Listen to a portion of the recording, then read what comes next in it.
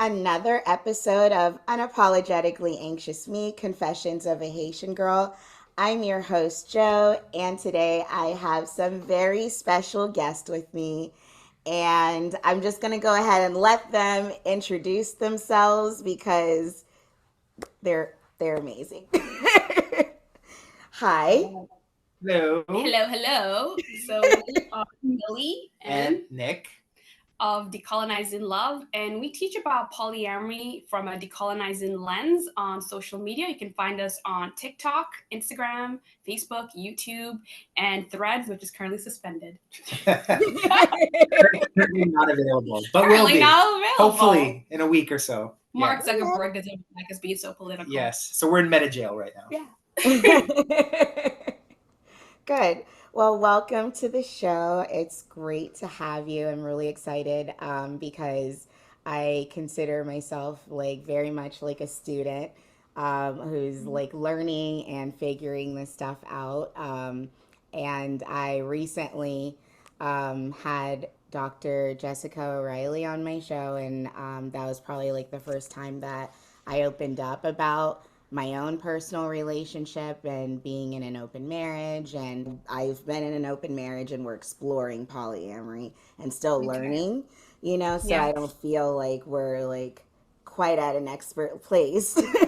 And so it's funny because when we first got on the call, I said that I'm like really nervous. I apologize if I don't use the right words and all those things. All right. But I'm just so excited to like have you here and to just know more about what you do and like Yeah. who you are as like people and a couple and your whole relationship. Because I think that like that's so exciting. And for me as a black woman, I really am excited to just see another black woman doing the thing Yeah. like in this space. It's absolutely beautiful to see. So like how did you guys start on this journey? Like where did it all start? I've always been non-monogamous. I'm from Kenya, Hmm. and I'm from the Dorobo, Nandi, Maasai, and Kikuyu tribes. And traditionally, all my tribes have always been non-monogamous. And we have different types of relating. In my tribes, there's polygamy. You can be monogamous. You can marry yourself as a woman in my Kikuyu tribe. So I knew that there were different ways of being, and I saw people assimilate. um, a lot of Kenyans are Christians and or Muslim, and a lot of people have assimilated into Western ways. And I used to contrast assimilated ways of life with indigenous and traditional ways of life because I was lucky enough to live in Maasai territory for a while when I was a child. And there were a lot of things that I just thought were we should have returned back to and weren't doing as well in the assimilated ways. There's a lot of cheating. There's a lot of divorces. There's a lot of hypocrisy. There's a lot of instability. In Nairobi, Kenya, there's a lot of street children. Traditionally, they wouldn't be orphans because they would have a massive family and community to fall back on because of polygamy and community ties that are strong in the villages. So I just decided that I don't like the lying and the cheating anymore, and I would rather fall back on my traditional roots, and because those families were more stable and they were honest. And so when I was about I'm like 10 years old, I was like, nah, I think I'm gonna choose, when it comes to love and relationships. Hmm. I think I prefer my traditional cultures way more. And that's how I've always been non-monogamous. Okay. And okay, that's where I continue the story a little bit. So Millie and I met in Montreal, where Millie wanted to learn French, and I'm originally from Quebec, the French part of Canada, for those that don't know. And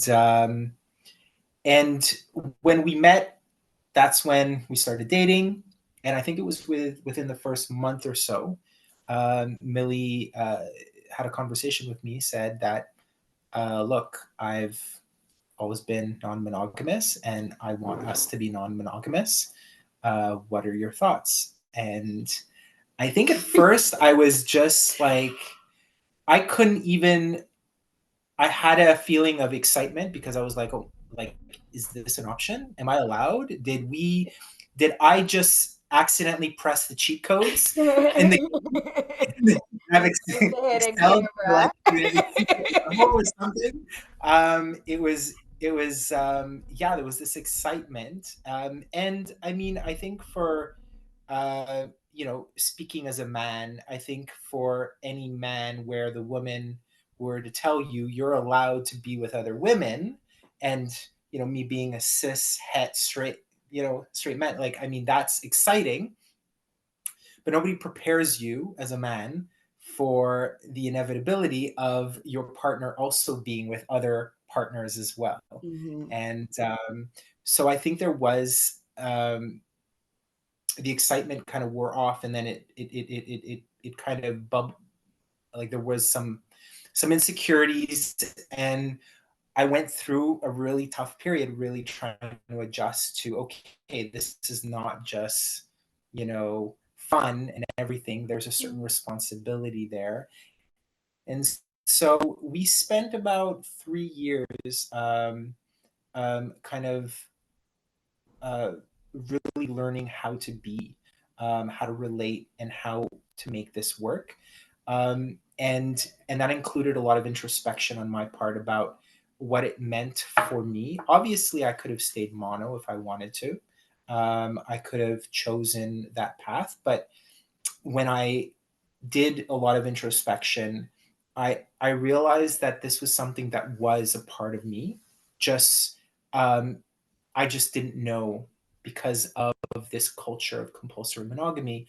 I did not know I can do that, and I had little hints along the way of my life Mhm. that kind of told me this was more in alignment with who I was. Mhm. And so that just it expanded a little bit more and allowed me to really take in and gave me the motivation to unlearn a lot of the socialization that I had received up until that point, living in a compulsory monogamy culture. And so that was, yeah. So basically we met 2010. So 13 and a half years now. And Oh, here we are. Yeah, wow. 13 years. That's beautiful. So, would you consider yourselves primary partners, or how do you like to label that? Because I know that's something that you talk about a lot. Oh, I know. there we go Pointing into right now, she used the word. Yeah. I So asked for the people. Okay, I got to do my job, guys. Don't hurt. All right, all right. They don't know us. They don't know about us. so that was actually when we started our TikTok. That was kind of where we first kind of blew up, and that was during COVID. We received that question. There were people that were asking us, like, what do you think about hierarchy? And at first, we wanted really to approach you know like non-monogamy through a decolonizing lens, absolutely. But at first we didn't really kind of, well, I at least, I mean, I think you had more of an opinion. I at least didn't know. And you know and then Millie and I started having a lot of discussions on it, and Millie comes with a lot of historical knowledge, but also, like, I tell people all the time, Millie has read practically all the books on non-monogamy that I know. She's such an avid reader that, like, I trust a lot.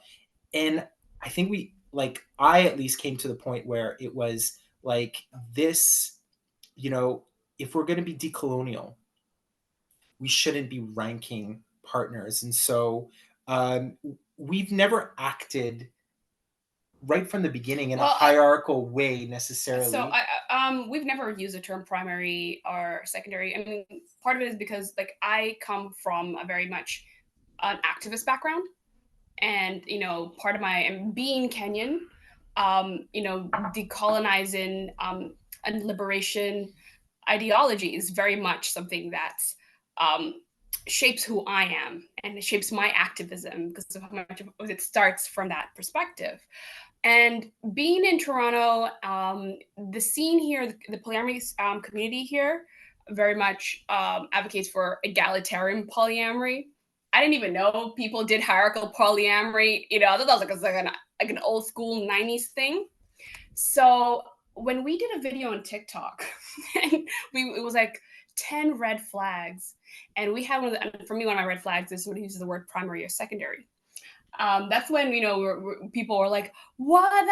That's it's okay to use primary. What's wrong with hierarchy?" I was like, "Oh, I didn't actually know that people were still doing this old school shit." So that was our second video, though. Yeah, and then that's when you were like, "Millie, we never actually had this conversation about this," and I'm like, "Okay, and then you were like, I don't think the world understands, and I was like, oh my god, okay, I guess I have to be more explicit about what is problematic about primary and secondary partners.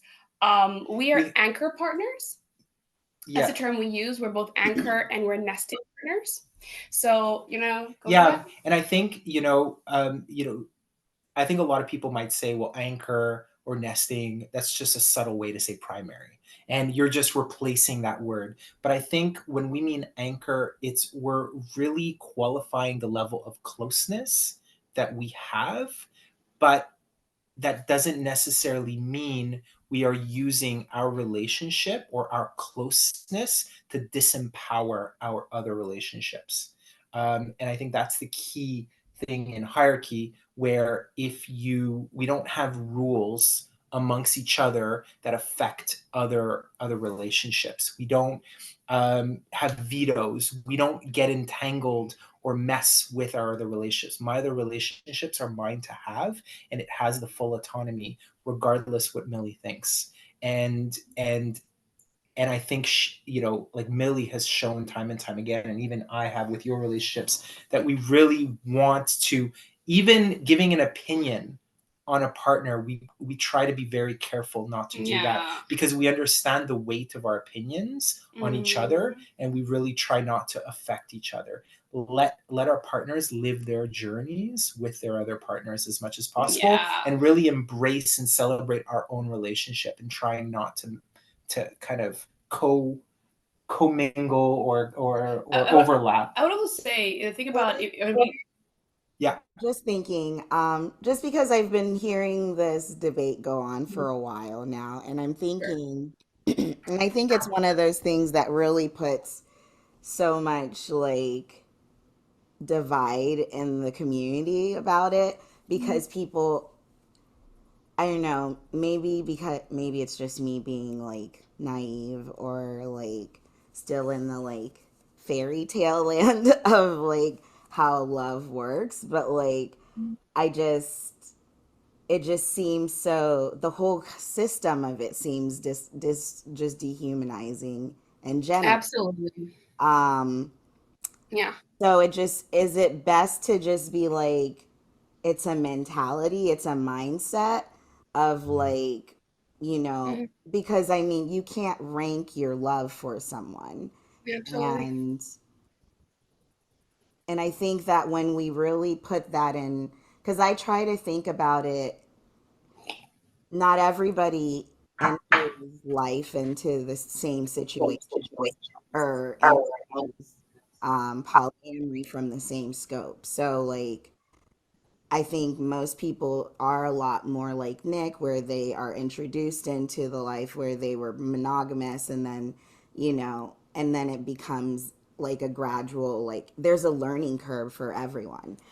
And I think that when love grows and there's a relationship going, and there's more people coming into that, if there's genuine love happening amongst everyone and relationships are being nurtured, once a family grows and children come into the mix, I mean, I'm a mom, maybe that's why I'm thinking about it like that. Like, none of that shit really matters. Like your kids don't care about like who's like on top, who's on the bottom. Like, if they want to like spend time with this person or that person, it's about who loves them. And it should, and I think like when we talk about rankings and hierarchy, we're defeating the purpose of like what multiple love is, and and what Absolutely. loving without bounds is. And I think that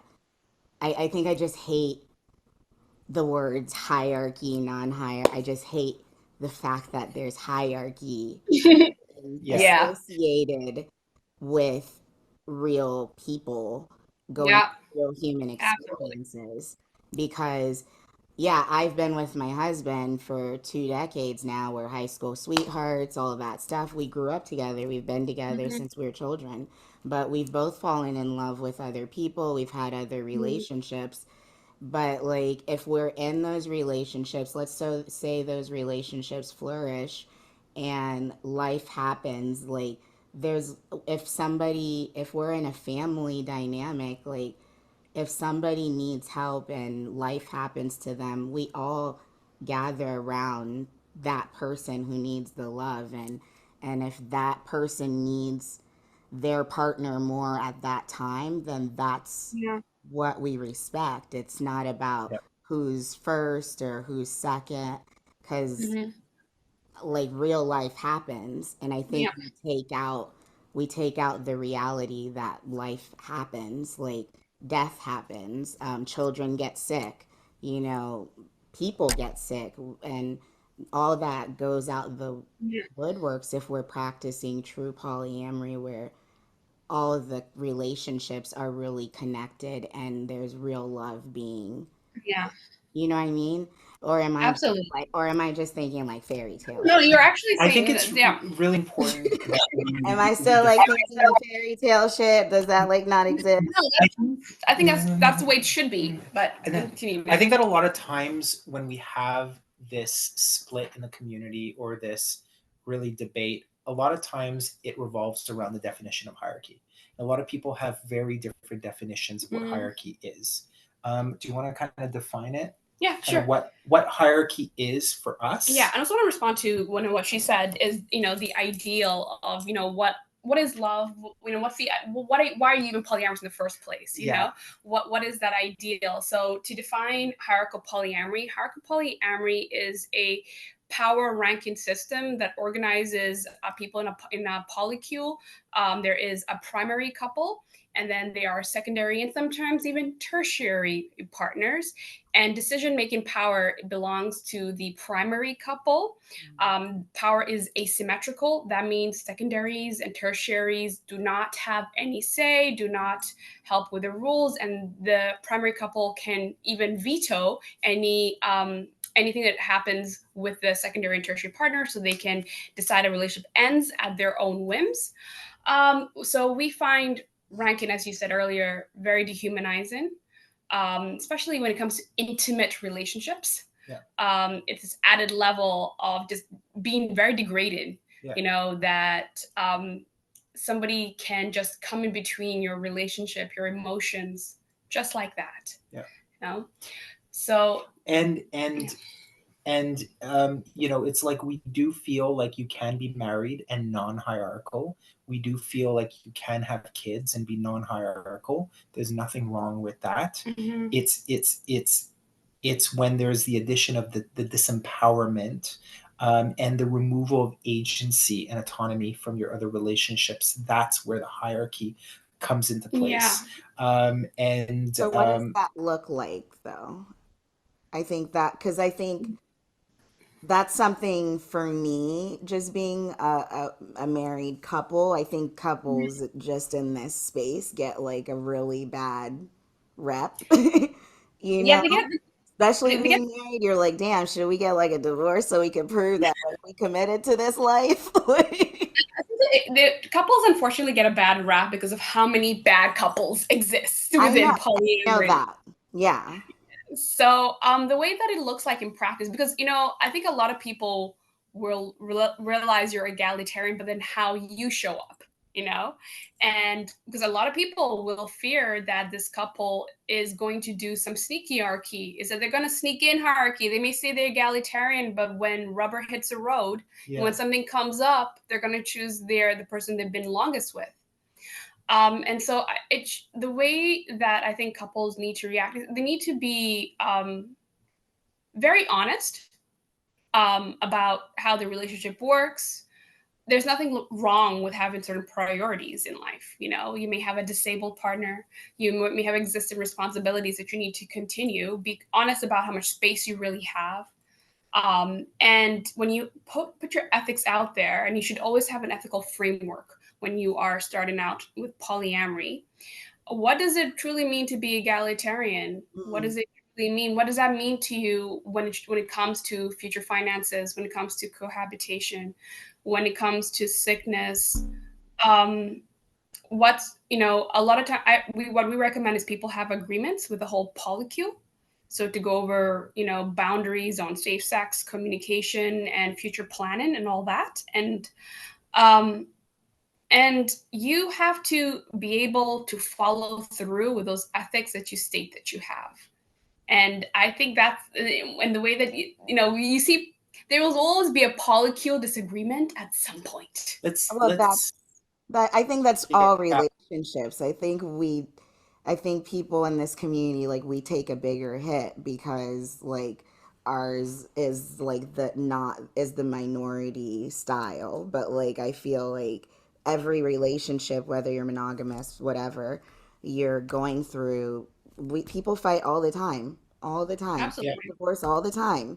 And right. Yep. that doesn't make you any less exceptional because you're in a polyamorous relationship. Absolutely Right. not. All that was to say is that I find when you really see how egalitarian people are is when there is some kind of polycule dispute, and then we're going to really see how that established couple, how do they deal with that polycule dispute, you know.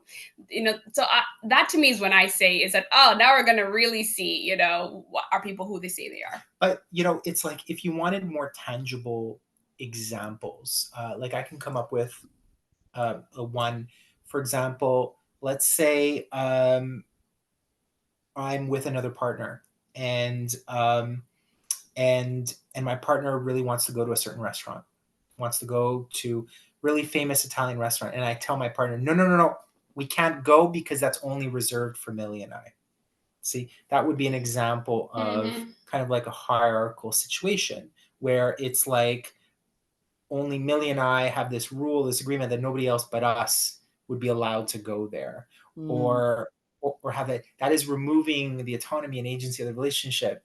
If like if my other partner wanted to go there, like why would I like why would I Yeah. stop them okay, I from get going somewhere? You know, I'm letting my other relationship come in and mess up with the decision making in this other relationship, which that. shouldn't happen. So I think that's kind of like a more tangible, but you know, it's Millie said that there's nothing wrong with priorities. A perfect example of a priority is, you know, and I think you've alluded to this, Joe, where if you know Millie just had a breakup with a partner and I need to be there, like to like that's a situation, grief, you know, or had a Mm, death in the family. That's a priority right now.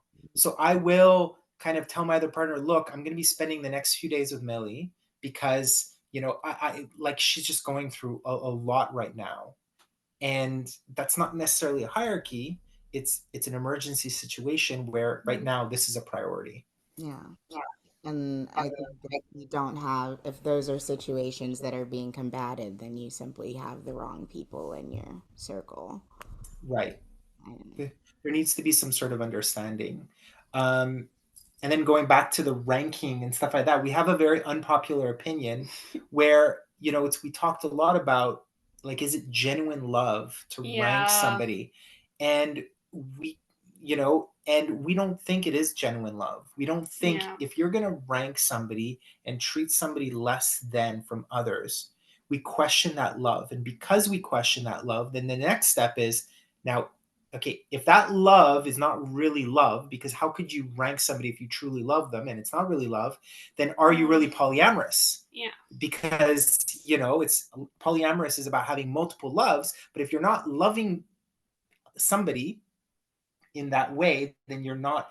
And so we started thinking about perhaps hierarchical couples are really just monoamorous people or that have other relationships that are just not really love, and they're just more casual, and it's a way for them to kind of protect and secure their main relationship for fear of loss or anything, but they're not really truly letting go and letting themselves love truly freely. They're open relationships. Yeah. They're not polyamorous. This is how we define them.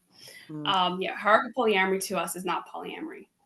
And we also say that it's not that it's just about your ability to love multiple people. Polyamory, we have said that we should add another qualifier to polyamory, which is your ability to commit to multiple people, which not everybody is able to. If it's casual, you're just in an open relationship. Yeah. So, what does marriage look like in a polycule situation? Are people like is it hierarchical, non-hierarchical then if partners want to get married or want to commit in that way? I think the reason why people get hung up on married couples, I think it's because they're confusing hierarchy with couple privilege. And it's the Can you and define it's, what couple privilege is for people? yeah. So couple privilege is the privilege that's attributed to couples because of a compulsory monogamy culture. For example, um, uh, usually in parties, we just get a +1. We don't get a +2.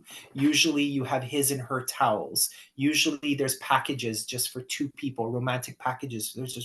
These are all privileges attributed to just the couple. We don't live in a world where, there's this openness or there's these packages for more than two people. The social and institutional ways that society accords certain privileges to couples. So that includes, we have to talk about the legal part, and that's Yes. especially in this part of the topic, is that in our compulsory monogamy society, we only give legal benefits to those who are married couples. So we don't, power of attorney can only sometimes even go so far, but society only gives respect and certain privileges only to the couple. Yeah. So to continue, sorry. And other examples of that, like in the States, like Mhm. visiting rights for like sick people in hospitals. It's only for your partner, married person, but if you have a polycule, like these people. So and like all types of privileges, couples can be blind to the privilege that they receive, and married people can be blind to the privileges, and they don't realize that the other partners are not seen as much. They're not, considered, they're not respected, they're not valued as much. And so it is the responsibility of, for example, the married couple, knowing that society really values the marriage or the married couple as the couple. It's the responsibility for the married couple to really unpack that, or really dismantle that privilege, just as much as it is my obligation as a white man to really dismantle white supremacy as well. I hold that privilege, but I have a responsibility for that as well. I can't just go on and live my life and like smooth sailing as a white man and just soak up all the privilege. I realize there is a certain injustice, and so we all have a responsibility to play. And so we do have a video where we kind of talk about 5 ways to dismantle couple privilege. And I mean, it's like there have been examples we've seen. There was an example in the UK. There was this married couple, and they ended up, dating another person, and the married couple noticed that there was a lot of couple privilege, and so they didn't want their other partner to go through that, so they just ended up getting a divorce. And not we're not saying that every married couple should get a divorce, but that was one way. There's other ways to dismantle couple privilege, but that was their way, their particular way, to kind of even the playing field a little bit. Yeah. there's nothing wrong with being married and polyamorous. People become married in polyamory for so many reasons. Sometimes people got married and then realized they're polyamorous afterwards. Sometimes you get married because sometimes this is the only way to get benefits. You have children, for example. You want to protect your children, maybe. And marriage is one of those ways to ensure certain protections. um, you can get married because sometimes people get married not by the person who they're the longest established in a polycule. Maybe they want to give some benefits to one of their partners with disability. So you may get married to this person, or you may get married to somebody so that they can legally immigrate to this country, right? There's so many reasons why people get married. In a ideal world, we would have polygamy would also be legal, so you could marry as many people. How many consenting adults want to get married? That should be legally allowed. Um, but we don't live in that world, and so sometimes what polyamorous people do is they will have love ceremonies. They'll have weddings to sort of because being in a bit of an normative culture where romantic love does hold a certain ideal for a lot of people, and people want to be able to show the world this is who my partners are. So a lot of people do have love ceremonies with multiple people because that's the only way that they can do so, and that's fine. And that's what I was going to say. I think for a lot of people, like it's not that simple. It's, most people get married for, you know, the the whole thing, the whole nine yards. And so, I mean, it's not really as robotic for some people, but like Mhm. I think that a lot of people want to still be able to, and maybe that's just our westernized, upbringings and ways of thinking, and that's how we see it, with our fairy tales growing up, and that's how we see like solidifying our love with some sort Yeah. of ceremony or whatever. So like I can understand that still being valuable to people who are in polyamorous relationships. And I wouldn't see that as threatening if I was in a loving situation where my partner wanted to do that with somebody else. Or, again, these are things that you have to actually, I think what a lot of us really struggle with, really are not saying is that like polyamory at the end of the day, there's a lot of like discomfort that you probably have to sit through and get through if you're not of that mindset, if you're not, if you're going through it for the first time, and you have to unlearn a lot of things that we're conditioned to not accept. And that's something that takes time. And I think that's a very uncomfortable thing for people to talk about because you have to admit to your insecurities, and people, again, don't want to be vulnerable. And that's all I know how to be. But, like, again, I think that that's the other humanistic part that, like, people don't really pull out of it is that, like, while I think a lot of people want to, like, explore this and be part of that and learn and do it the right way, but and also they don't want to cause harm in the process or cause harm to themselves in the process because um, whether you're married, not married, solo, polyamory, whatever, we're humans and we all have feelings. And just like we're capable of causing harm, we're also capable of receiving harm and being hurt. Mhm. And I think that we tend to demonize, certain people, and I think we have to like be careful in the way we talk about things because we have to like always bring humanity to the center of the conversation. Yeah. Absolutely. Um, Absolutely.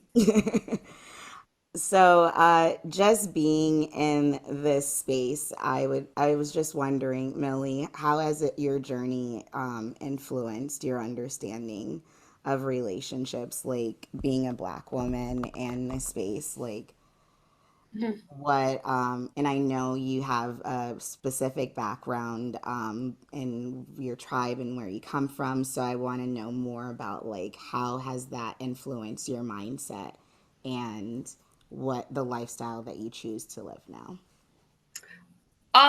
My tribal background, especially my Kikuyu background, is the foundation of so much of my womanhood, my my non-monogamous journey. Because so my Kikuyu tribe, we're also called the House of Mumbi. Mumbi is the mother of all the Kikuyus. And when God created the world, he created Kikuyu and he created Mumbi. Mm-hmm. Mumbi had 9 daughters, and every Kikuyu clan is named after her daughters. So we're a very matriarchal tribe. We know we only became more patriarchal, patrilineal, but we've retained our matriarchal like roots. Nice. So being a woman is something that's very honored in Kikuyu culture. Mm-hmm. You know, that women have a lot of power. And I grew up with strong women, you know, in a culture that loves strong women. And like in my tribe, you can marry yourself as a woman. You know, What does you can that have. mean? What does that mean? So, 2 of my aunts are actually married to themselves, and yeah. So in my tribe, let's say you don't want to get married Okay. ever. So the protectors of the land, the warriors, are men. Mm-hmm. So, you know, when you only get land if you know, land gets usually passed down only to men because they're the warriors and everything. But if you're a married woman, now what happens? You know, and you don't want to get married, and but you're only allowed in my tribe to get married once you've passed menopause, because they want to show that you have proven that you can love yourself and care for yourself, and you don't need a man. I love that. So when my Yes. aunt hit menopause, they were like, "Look, Are we you have able to kids." sign up? Are they accepting? Exactly. For- They did it right away. So because my aunts are very independent women, they have their own businesses, they had kids, they raised their children by themselves. They were like, "Look, we showed you we can do this on our own. So let us marry ourselves because we don't want to get married." Wow. And they have a ceremony, they have brides, grooms, they have the whole shebang. You take yourself to love yourself for the rest of your life forever. You do that whole thing. And now you can inherit the land. You Wow. know? So that's my tribe.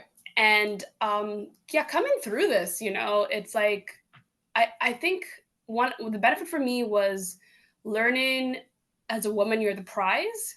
Mm-hmm. Because we give life. And, you know, in my tribe, we're called the House of Mumbi. She gave Mm-hmm. life to all of us, you Mm-hmm. know, and being in Kenya, Kenya is where the first humans come from.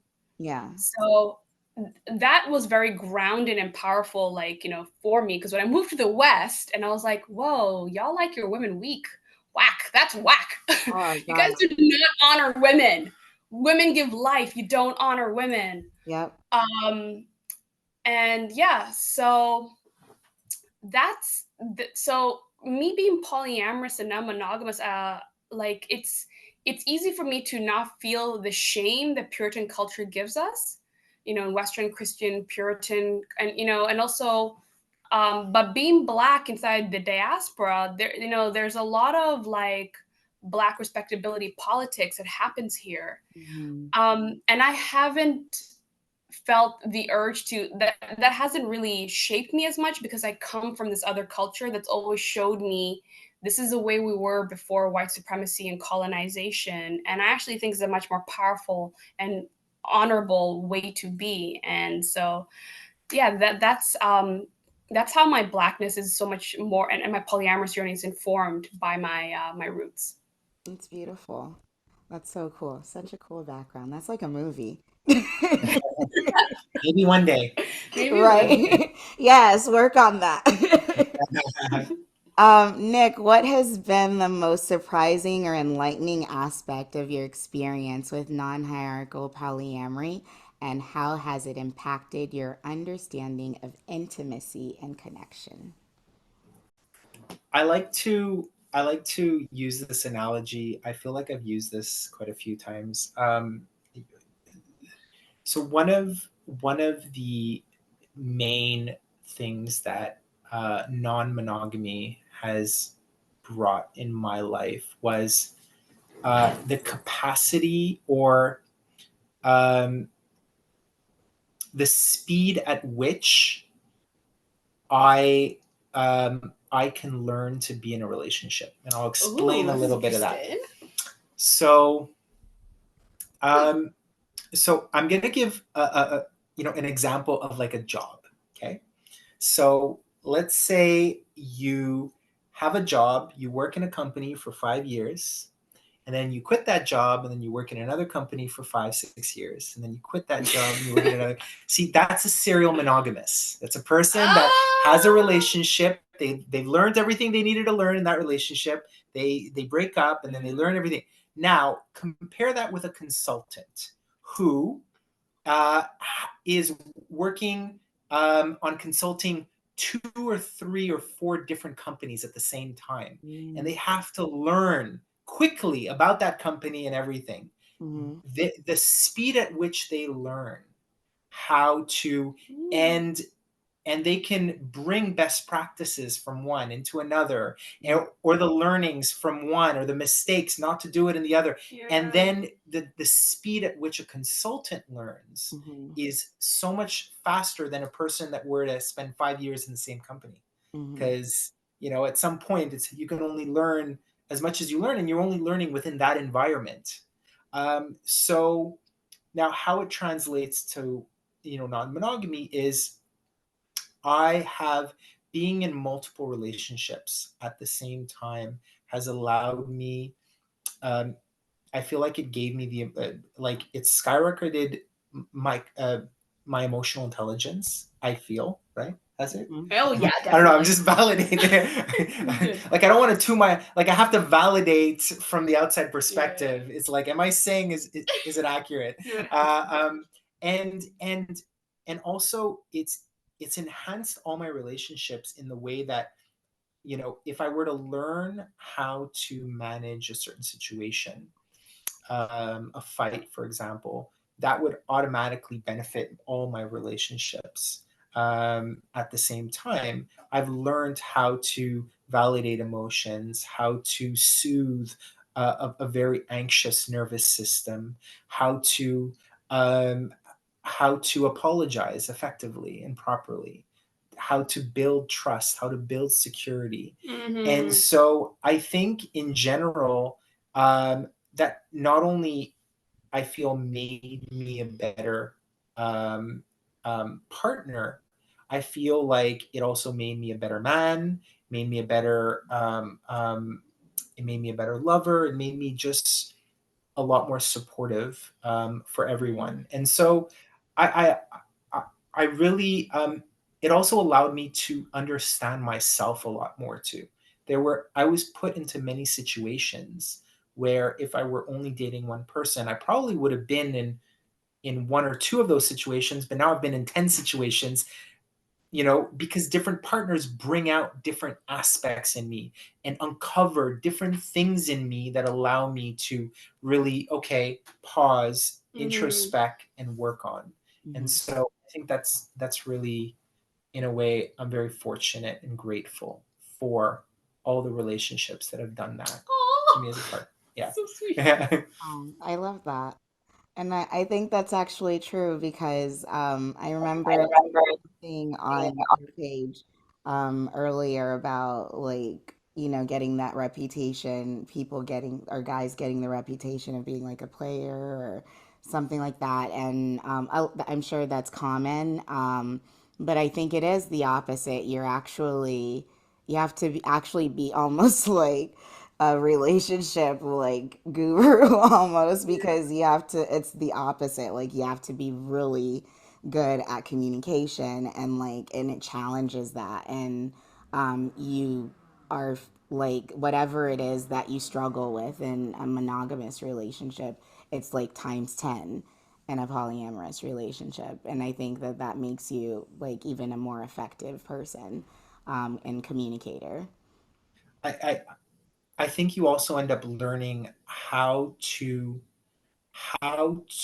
when and how to give your energy, because I've been in situations, especially recently, where I was being pulled in different directions because multiple people needed um, needed me emotionally, needed me to be emotionally available. Mm-hmm. And so there were moments where I needed to give my energy to certain people, but lots of people at the same time. And so how do Mhm. you navigate that? I had to learn when and how to conserve my energy and when to give it at the right moments. And it's not always easy because you might not end up um, you know, there might be some partners that really want you to show up in that moment and you might not always be available.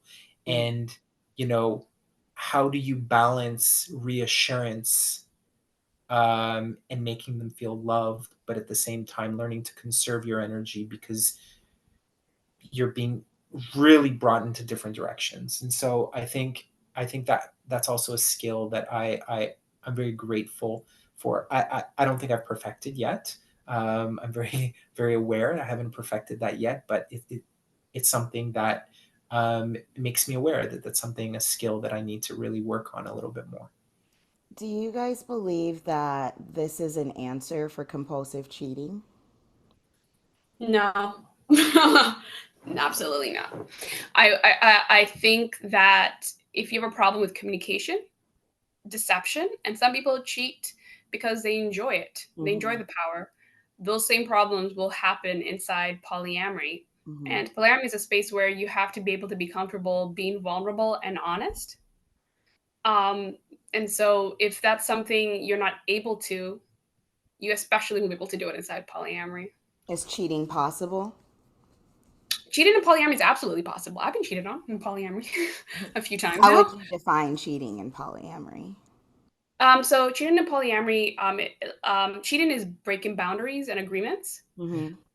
Yeah, it's the So same it's the definition. same From And definition. monogamy, polyamory, it's the same definition. It's the same definition. So in the way that we tend to think of cheating inside monogamy is that you're sleeping with somebody outside or having an emotional romantic connection with somebody outside of the couple.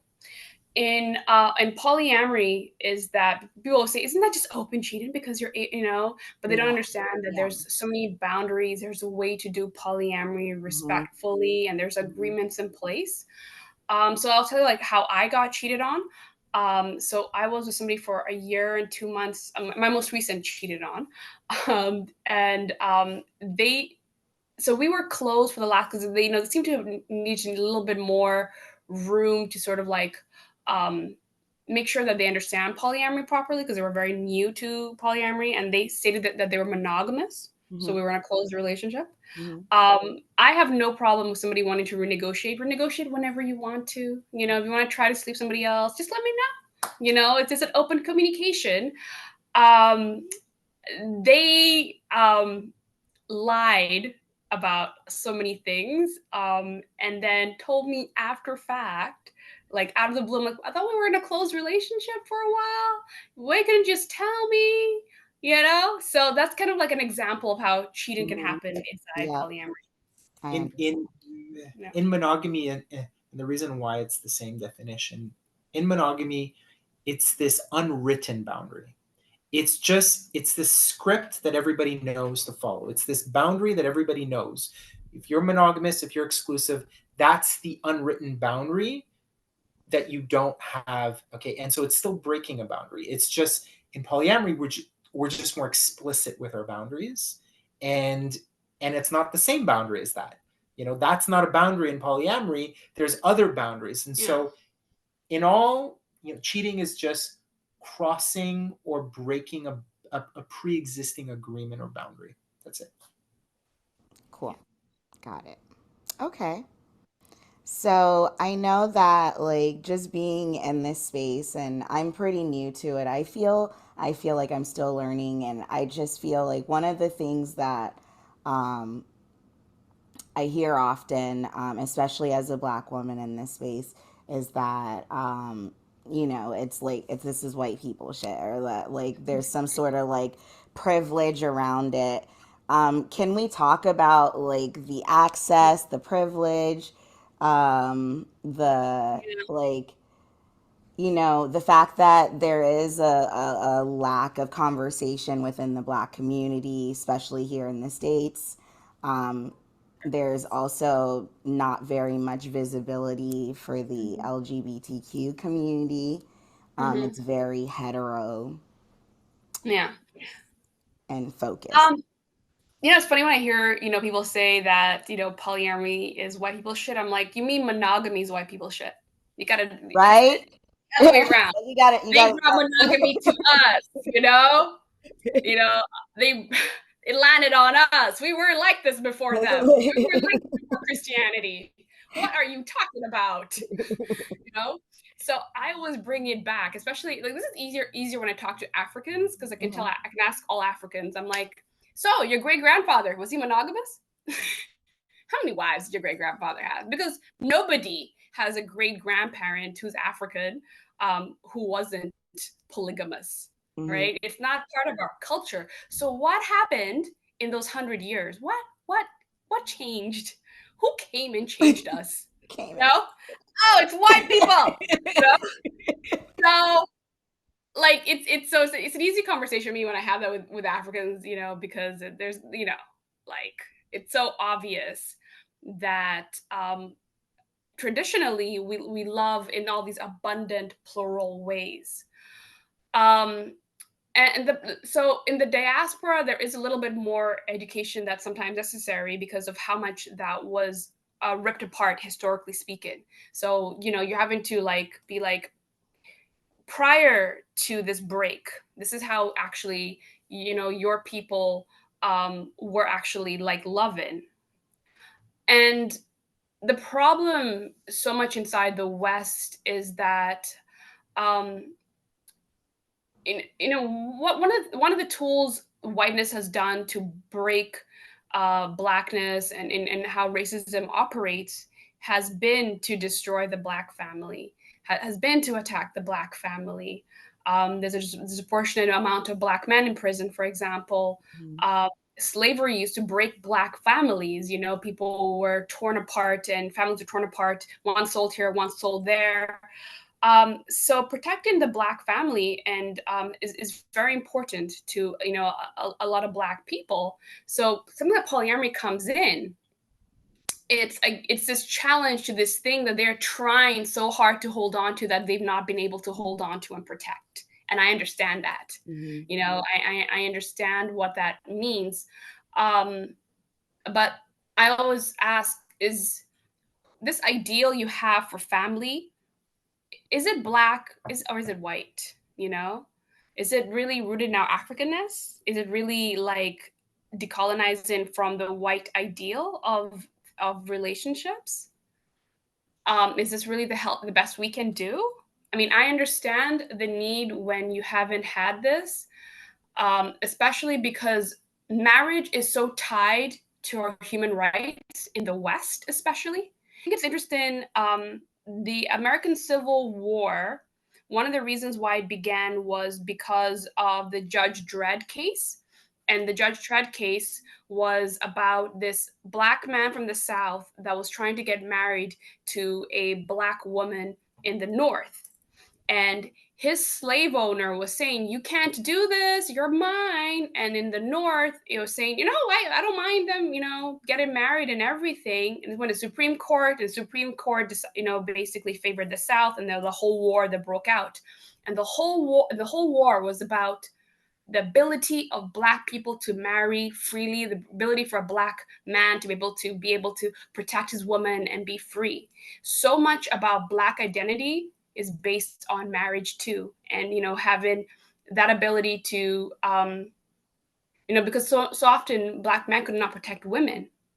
So you now being a woman saying I can just do all this and everything, it calls into question there's a lot of Black pain here that's happening under the surface. And I think you have to respect history and history being in the room. So about 2 weeks ago, I was on a panel about dating above the age of 40 and being Black, and I was the polyamory speaker on this panel. And a few fights broke out in the panel I was on. It was the most interesting experience I've ever had. So there's a woman in the audience in her 60s that said that she's in her 60s. She realizes Black men her age don't find her attractive. Only men who want her are younger men, and she doesn't want to be basically a mother. So she's happy being alone. And this one comment triggered so many Black men inside the audience who were like, "How dare you say you're happy being alone?" And that was such an interesting thing for me to hear, because I was like, she's just saying that she's had to learn how to be happy by herself. What's wrong with that? What's wrong with that? I don't understand this. So when I talked to people afterwards, it was because they feel so emasculated as Black men in this society. Her saying, "I don't need you," felt really painful. And I was like, I don't think she's saying that to you directly and all, like, she's just saying, "I realize I have to be alone." And on the other hand, you think about what Black women have to go through in this Exactly. I was like, to but get to aren't that we? mindset where you're like, I'm okay with being alone.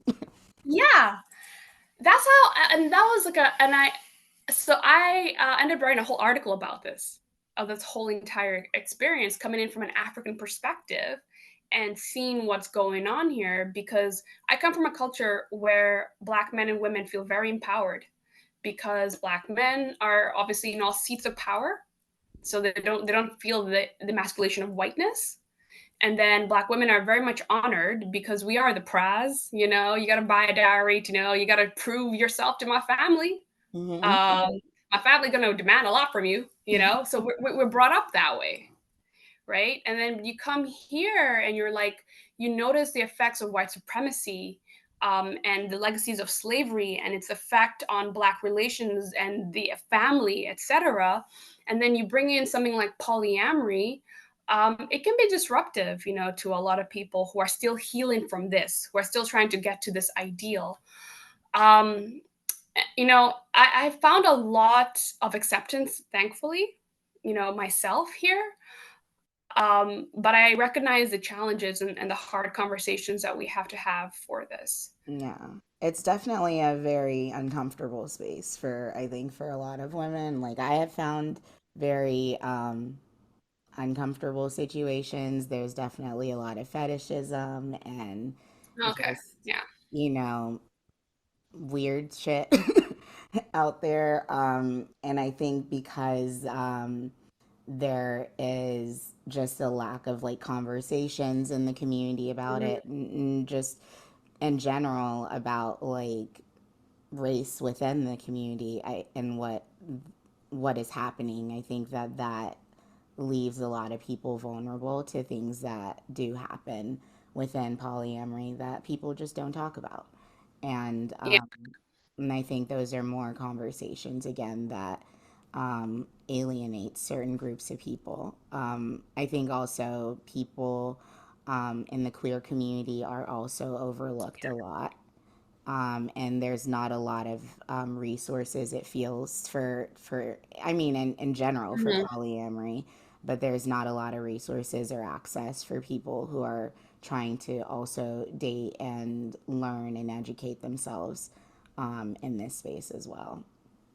Yeah. So I started a group in Toronto because of the issues of things like fetishization, and that I think the discourse when it comes to being polyamorous and a person of color, Mm-hmm. there are certain things that we go through, and sensitivities that we got to have.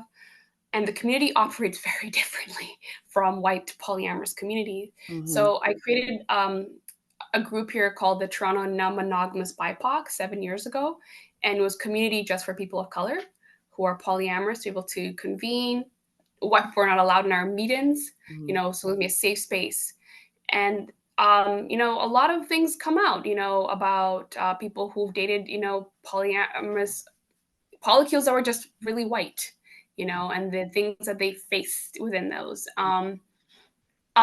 So there's a ton of polyamorous people of color, and I always say, like, please create your community. There's people going to be people like you looking for those safe spaces, and to talk about because I'm queer too.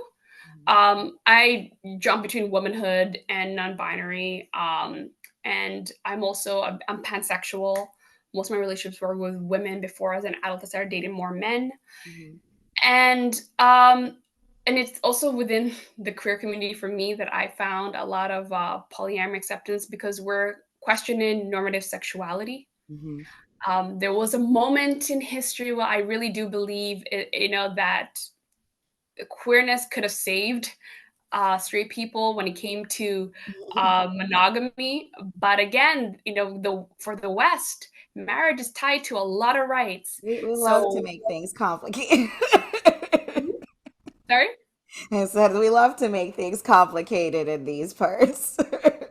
Oh man, I was just like, so instead of like gay bathhouses, people decided they're gonna fight for their right to be to be like straight people and married and shit. Okay, cool.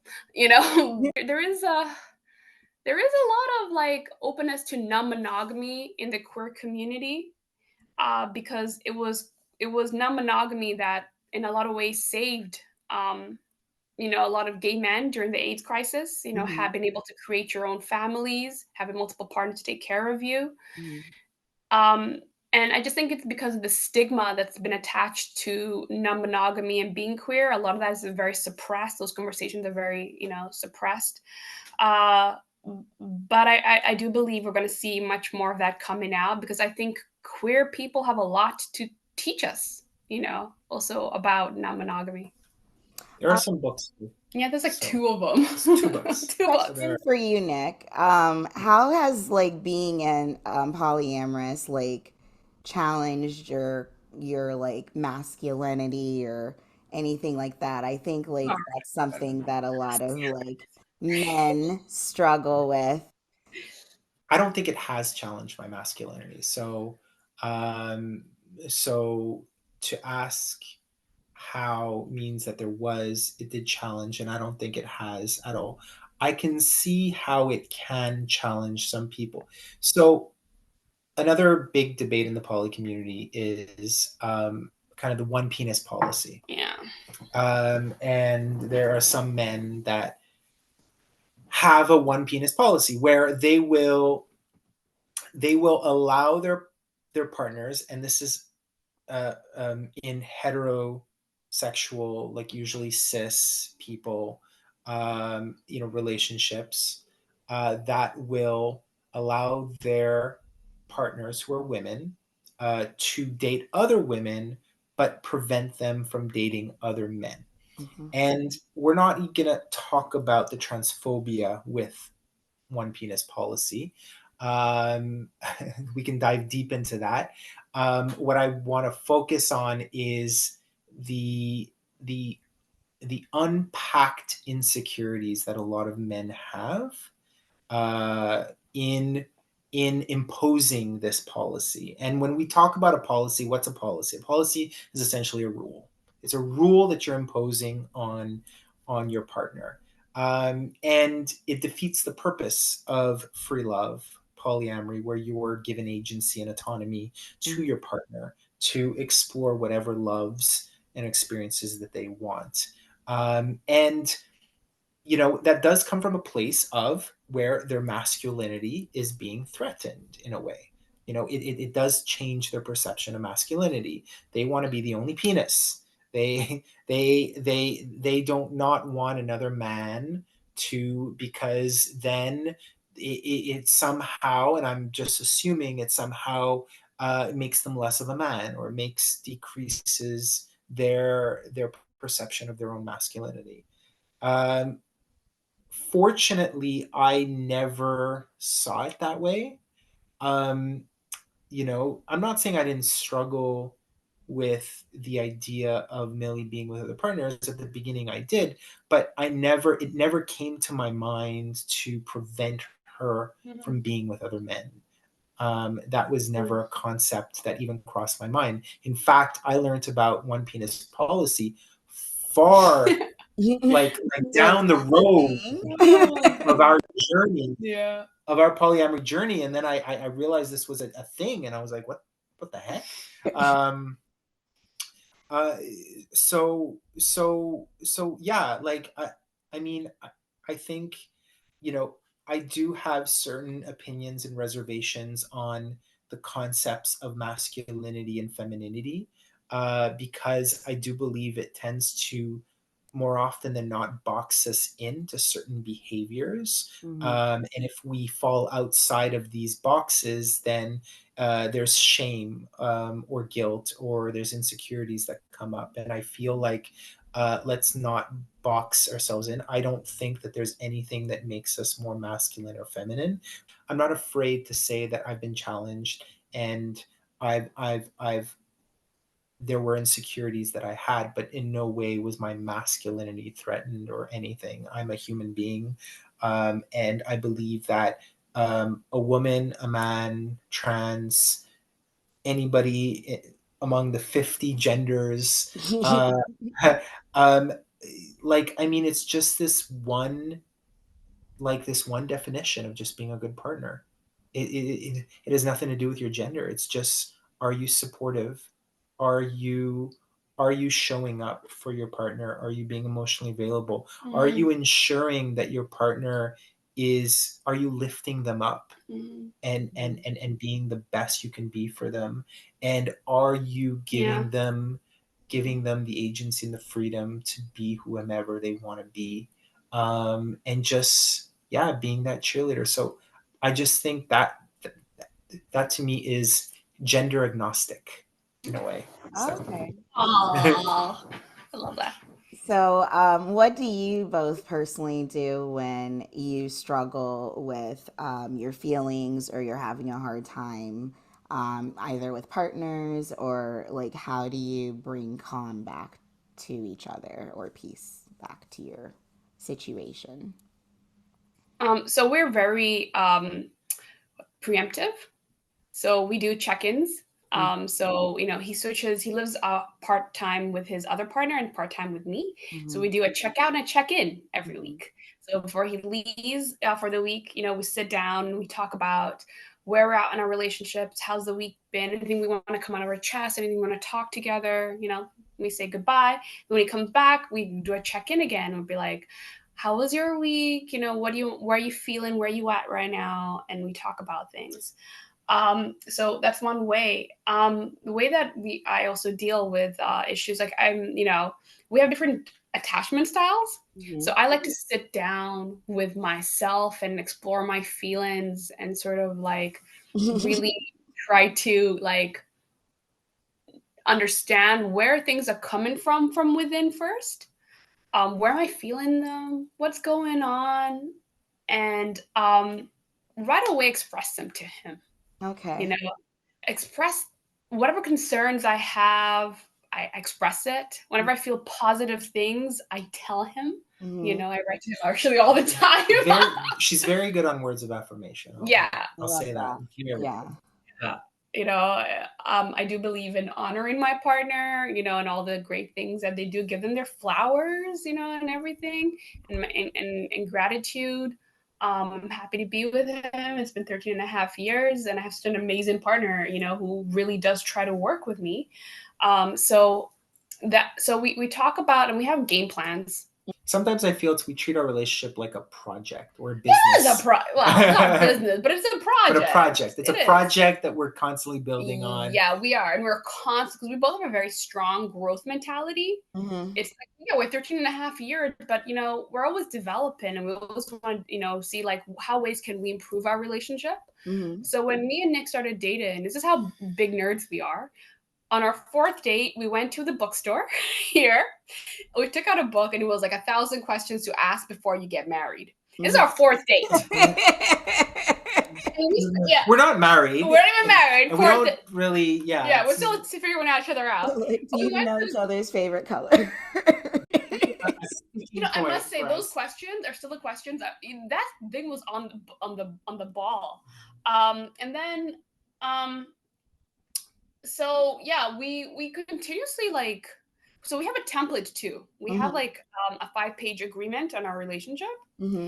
And we're also like people who, if we want to do more relationship therapy, because to us it's like there's always going to be things to work on, and I want to know, is there something that I'm not seeing? Let's go deeper. Can a therapist see something? And that was my next question. Do you see a therapist? Yeah, so that's our plan is to figure, because the thing is, we got to get a therapist who knows more than us, Mhm. which is a trickier one. Where it's like, because I don't want to be teaching a therapist, where I'm like, oh, great.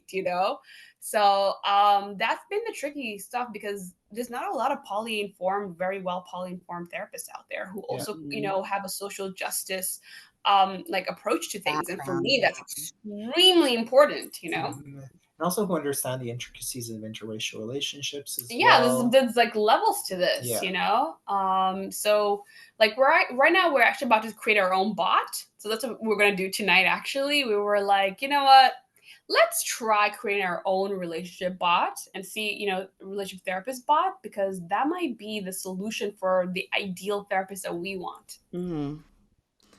Yeah. And so, what would you say is like the best way for people to keep all of your partners? Like, do you bring all of your partners together, like for dinners and things like that, like to keep things like harmonious, or I would your say advice for other people?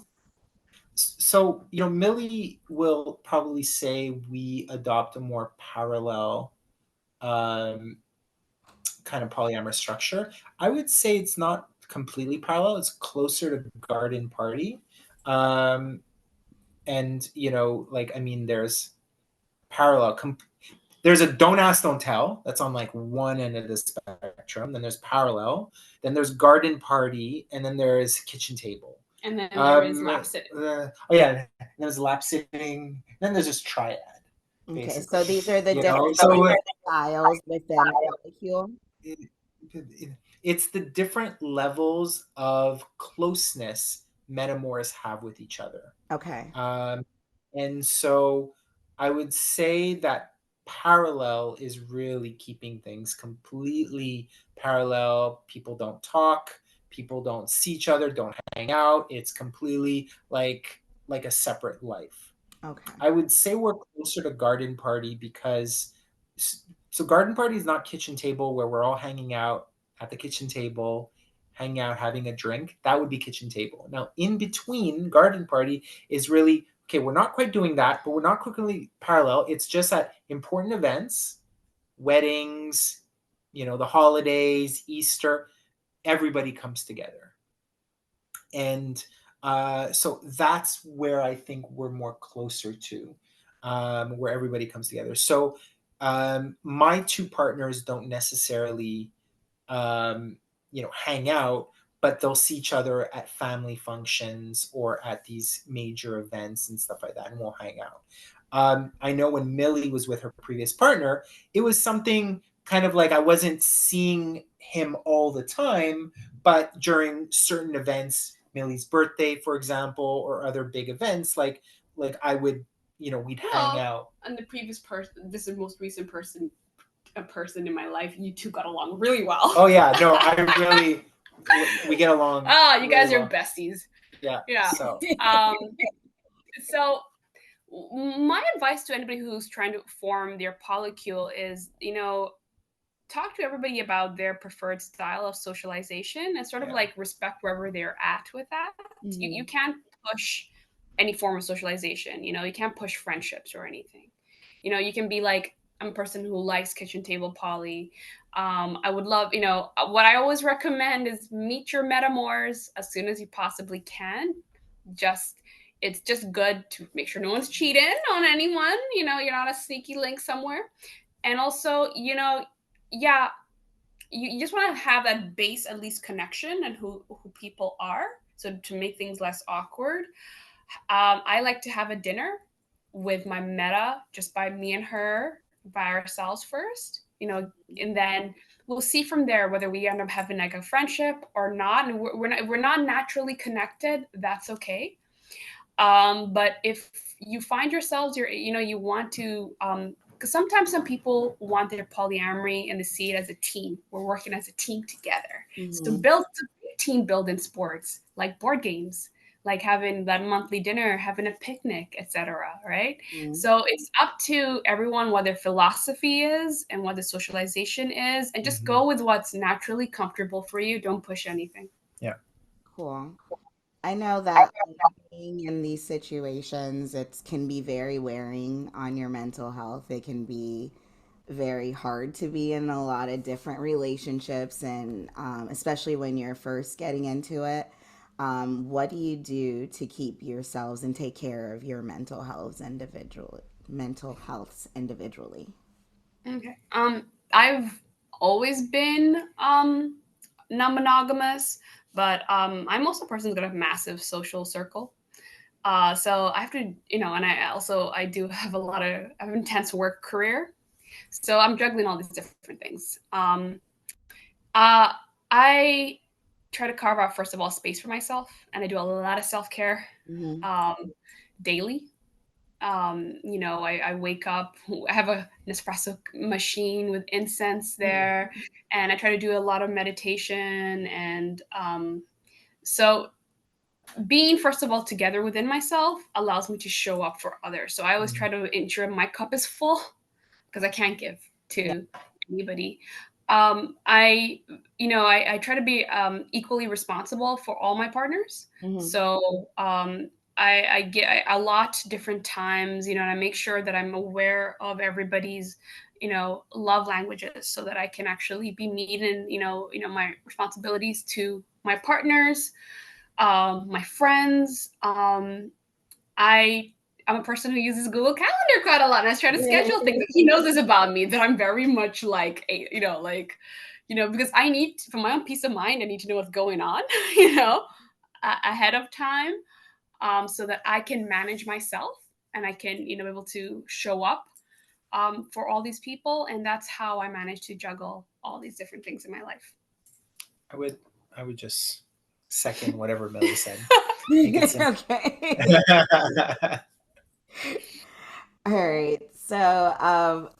So thank you so much for doing this with me. Again, I really, really love this conversation because I'm always learning and I'm still learning, and I think that what you guys are doing is amazing. What is like the next thing for you? Like, what's your goal for decolonizing love? Like, what do you want to do?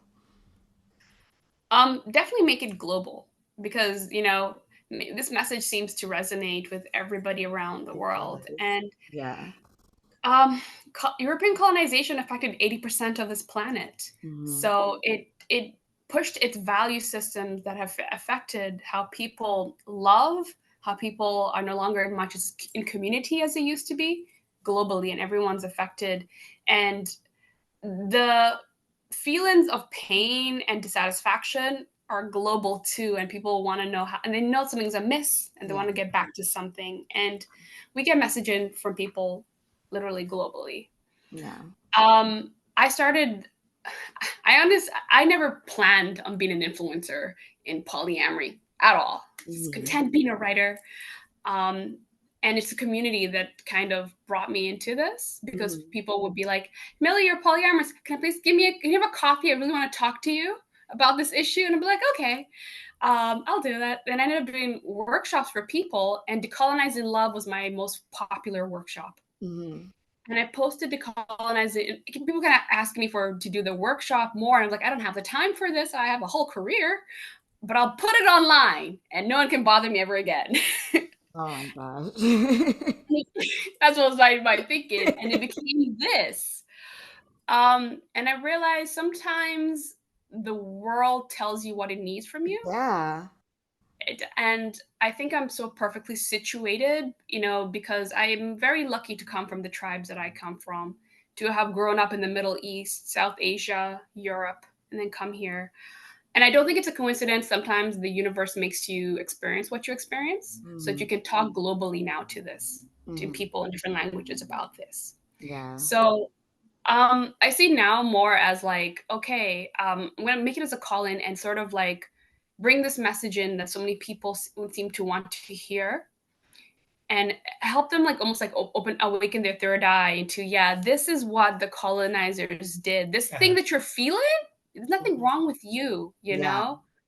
Our hearts are big enough, right? Yeah. And these are the things that were taken from us about how to form relationships. And here, give you back those tools so you can use them however you want to use them everywhere. So the next thing is that it's going to be a lot more media, Hmm. um, web series, A books, website. or websites coming up. Keep watching because we do have a whole year of things planned. Yeah. Um, I can't wait for everybody to see it and Yeah. everybody to get that stuff. Yeah. Awesome. Again, can you drop your handles one more time in case people are just listening in? So on TikTok, it's at Decolonizing Love. On Instagram, it's at decolonizing.love.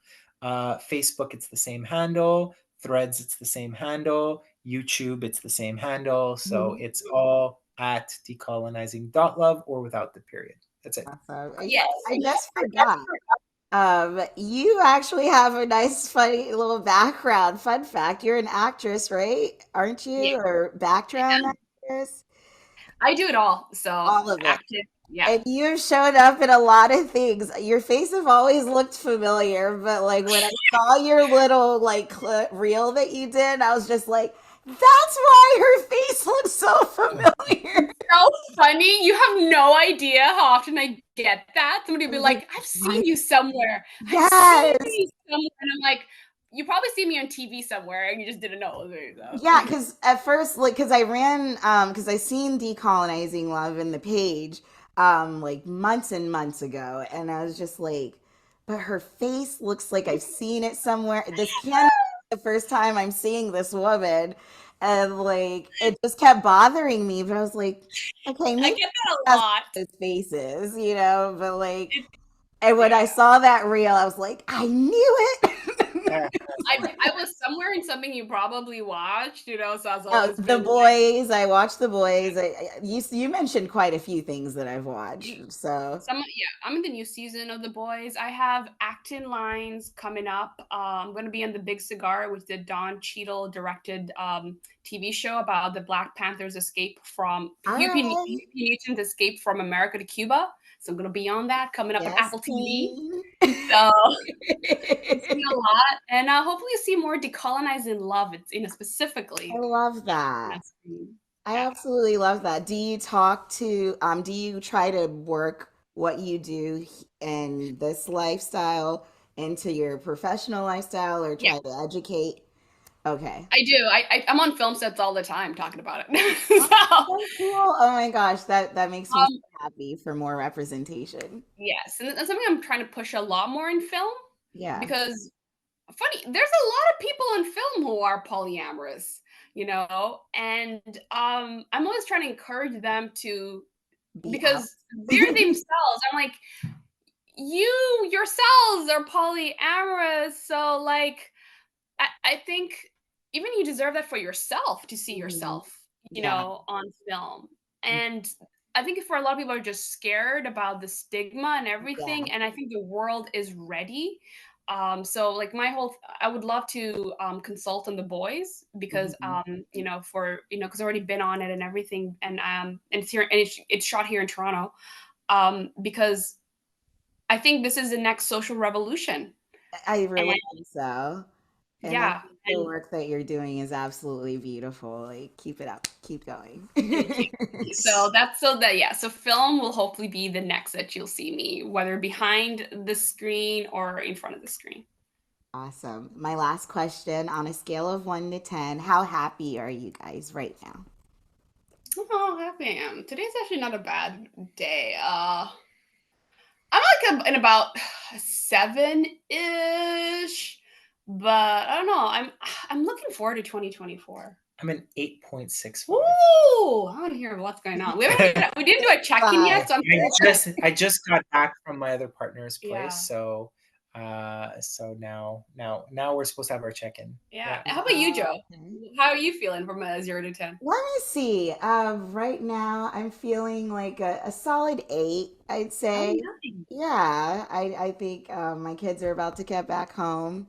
I usually don't do this on the weekends, so I think it's kind of like a weird, weird day for me to be like working, usually. So like I'm just going to be cuddling back in with my kids and my husband, and we're probably gonna do like a Disney movie or something. Once again, thank you again for doing No, this with me. thank you so much, and looking forward to it. And don't worry about being a poly newbie. Most people are. I You Yeah. know, know. like I always say, like if you're already worried, you're actually on the right path. Yeah. No, Because I that just means don't you're like conscious. fucking people over, and I think that a lot of people go into situations and don't think about other people's feelings, and you can really do a lot and hurt a lot of people, and I don't like, Yeah. you know, I don't know, maybe I'm just a person who's had a lot of trauma in my life, and so like I really think about like what I do to other people, and I try to like be as educated as possible, and I also want to protect myself in the process, and I just Yeah. want to, I don't know, I just want to experience it the right way. So I guess Yes. that's my I think you anxiety. Yeah. I think I think you are already, So Yeah. go with your heart. It'll figure it out. Yeah. Thank you, I appreciate that. Welcome. All right. Take Bye. care. Have a great evening. Yeah.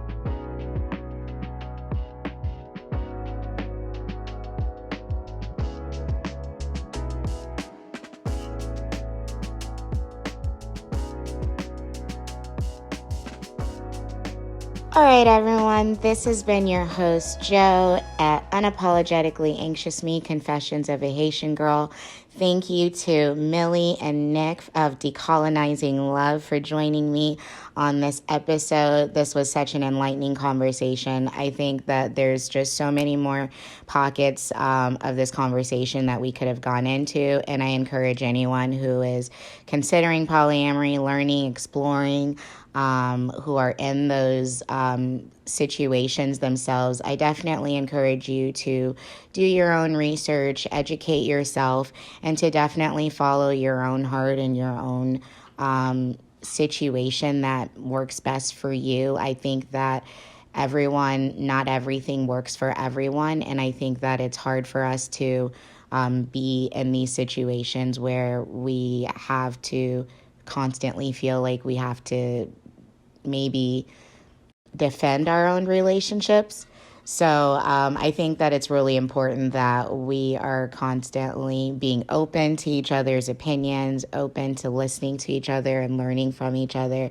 I think this was just such a great conversation to start with, and I think I want to do so many more of these interviews and have more of these conversations. And if you are in this kind of relationship, we'd definitely love to hear from you. What do you think about this episode? Let us know. Until next time, bye.